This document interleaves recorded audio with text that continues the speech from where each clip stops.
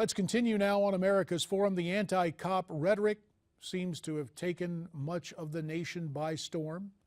A lot of people say New York Mayor Bill de Blasio is to blame.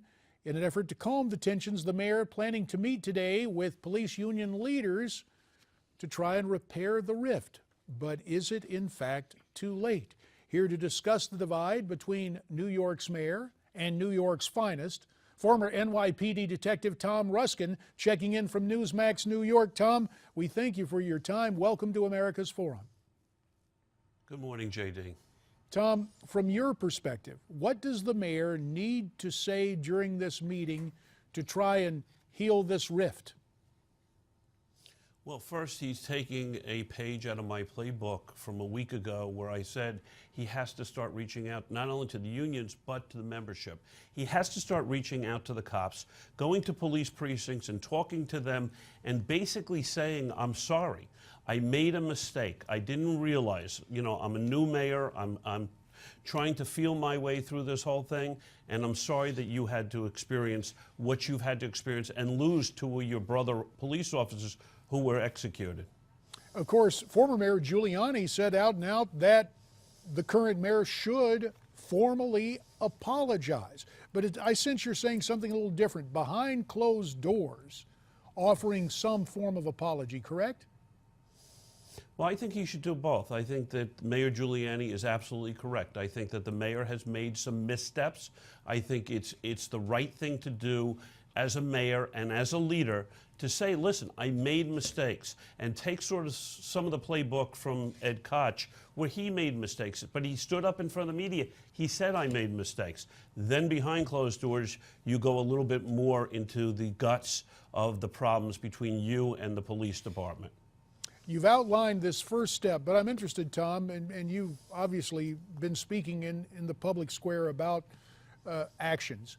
If you were to prioritize beyond what you just outlined right here, what would be the top 3 actions the mayor could take that would improve morale among NYPD officers? I really don't know if he's going to be able to. I mean, in his first year, he has basically made himself probably one of the worst mayors New York City has seen in many, many years, if ever. Yeah, I mean, with his missteps with different incidents that have happened with the storm a year ago and not getting plows out on the street. Relative to the police, I don't know if he can repair all the things. He can make it better, but he can't repair it. You can't stand up as a leader after a controversial grand jury decision and start talking about your biracial son and how your biracial son is scared of the police and what you've told him. We know as parents, we tell our children exactly how they should interact with the police. And it doesn't matter if you're white, brown, black, Asian. We talk to our kids about that. But he went further. And I don't know if he can ever bring that back, especially when he let the demonstrators do what they did and assault police officers in New York City on tape and then call it an alleged assault. With that in mind, then, in the world of realpolitik, it was mentioned earlier on this program, former Boston Mayor Ray Flynn said that, this candidate de Blasio was reaching out to what he thought was a key constituency. If he sees he has no chance to win over the police or police sympathizers, does he then return and double down to this hostile position, trying to ensure that at least the electorate that got him there in the most recent mayoral race stick with him? In other words, could he revert to form, so to speak? Well, he can revert, but he doesn't even have them. He asked his constituency, if you want to consider that his constituency, he asked his constituency in the last week, please hold off demonstrations until both officers are buried. Detective Lou still has not been buried. He will be buried this Saturday. And as of tomorrow night, his quote-unquote constituency is going to be demonstrating and trying to take over Times Square and disrupt the events, the New Year's Eve events in Times Square tomorrow night. So he is wedded to this group of malcontents, to those who have been out calling publicly for the deaths of police officers. Now, Tom, we offered the video from InfoWars of the Portland protesters what was it, just yesterday in L.A., it appeared that two Yes, sir. LAPD officers were targeted.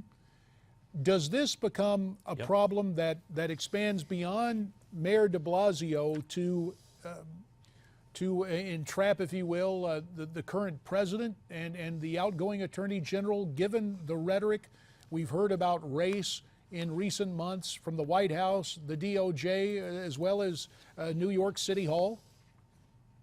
JD, that's an excellent question. And yes, the rhetoric coming out of Washington and out of the Justice Department has not been supportive of police officers.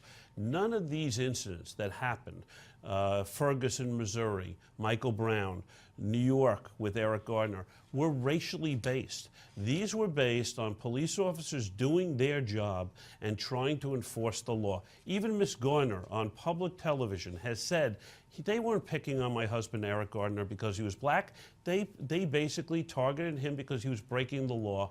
And from my standpoint, he resisted arrest, and during the arrest, he lost his life. But that can happen. Michael Brown was targeted because he came across as a suspect in a forcible robbery minutes before. And that's why the officer targeted him, and that's what started the initial confrontation. About 30 seconds remain, Tom. From your vantage point, should every police officer be equipped with body cameras? What's your reaction to that thought? I think absolutely. But it's not the be-all, end-all. Yes, the answer to your question is absolutely yes, but it's not the be-all, end-all. In the Eric Gardner case in New York, Staten Island, we have a video. It still didn't remedy the feelings that police had done wrong. So it's not going to be the be-all, end-all to solving every single crime that happens or exactly what happens. It's not the CSI of tomorrow. Fair enough. Tom Ruskin, we appreciate your perspective as a former NYPD detective. Thanks for your time. Happy New Year. And America's Forum continues following this Newsmax Now update.